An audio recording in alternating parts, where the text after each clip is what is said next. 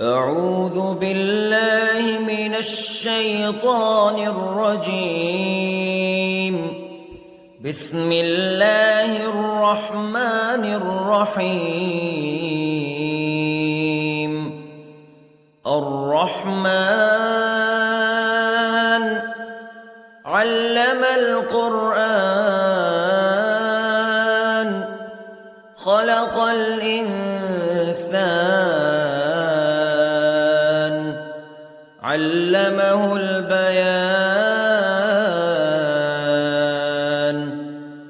الشمس والقمر بحسبان والنجم والشجر يسجدان والسماء رفعها ووضع الميزان ألا تطغوا في الميزان وأقيموا الوزن بالقسط ولا تخسروا الميزان. والأرض وضعها للأنام فيها فاكهة والنخل ذات الأكمام والحب ذو العصف والريحان فبأي آلاء ربكما تكذبان. خلق الإنسان من صلصال كالفخار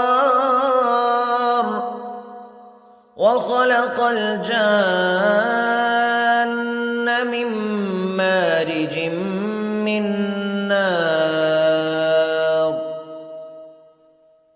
فبأي آلاء ربكما تكذبان.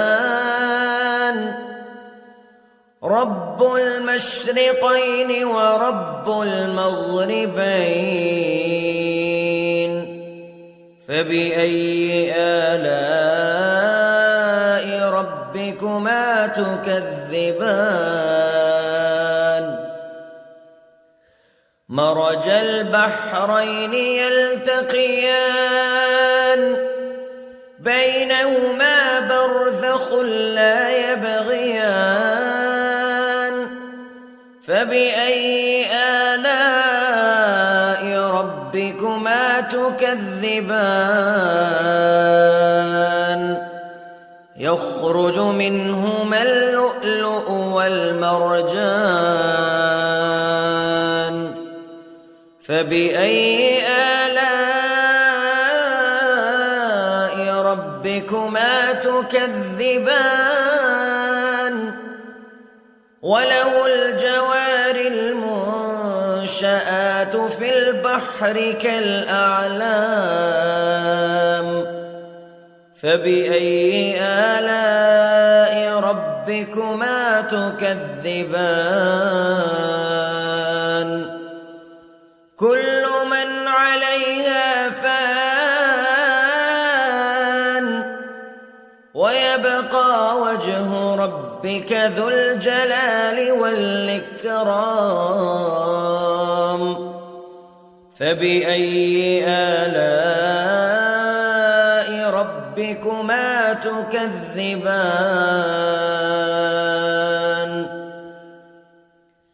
يسأله من في السماوات والأرض كل يوم هو في شأن فبأي آلاء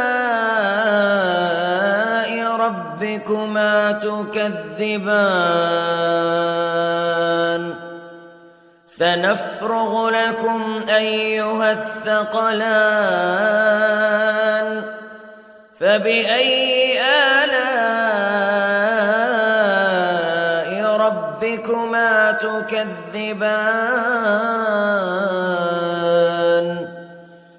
يا معشر الجن والإنس استطعتم أن تنفذوا من أقطار السماوات والأرض فانفذوا لا تنفذون إلا بسلطان فبأي آلاء ربكما تكذبان يرسل عليكما شواظ من نار ونحاس فلا تنتصران فبأي آلاء ربكما تكذبان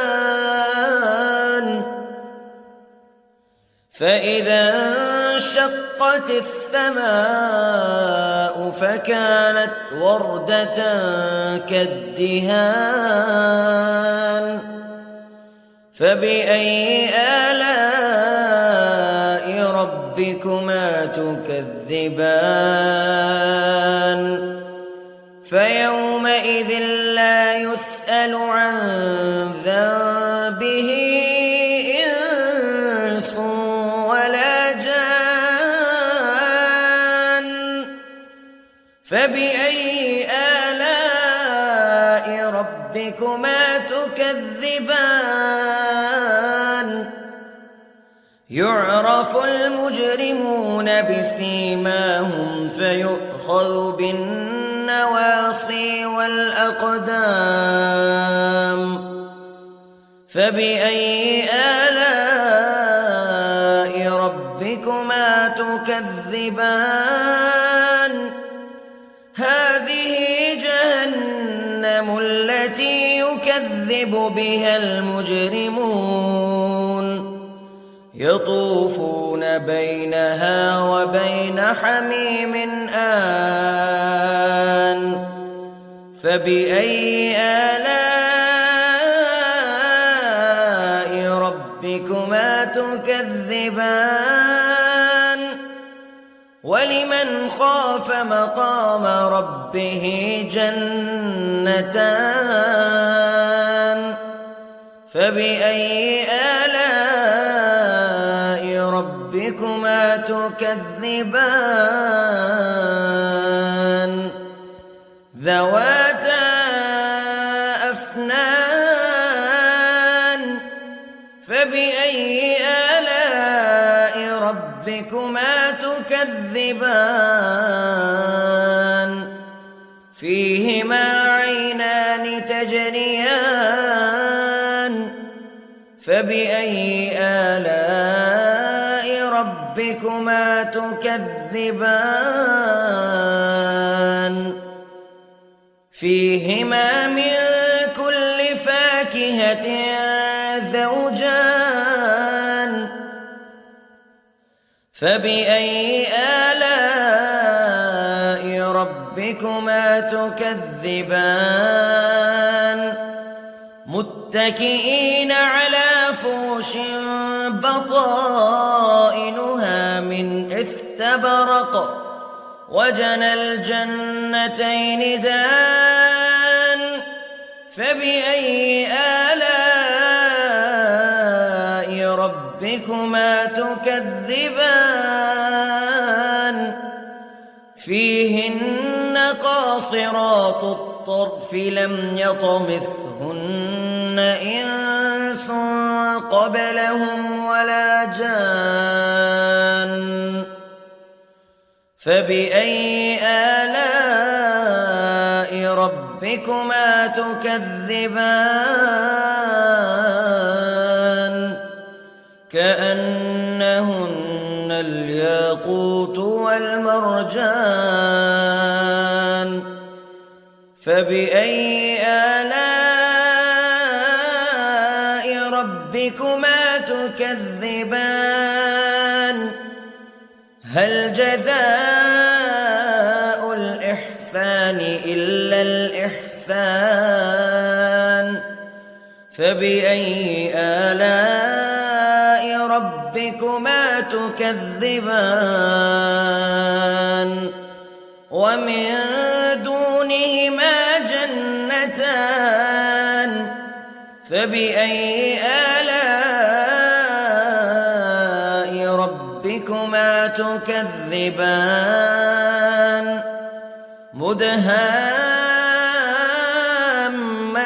مدهامتان فبأي آلاء ربكما تكذبان فيهما عينان نضاختان فبأي آلاء ربكما تكذبان فيهما فاكهة ونخل ورمان فبأي آلاء ربكما تكذبان فيهن خيرات حسان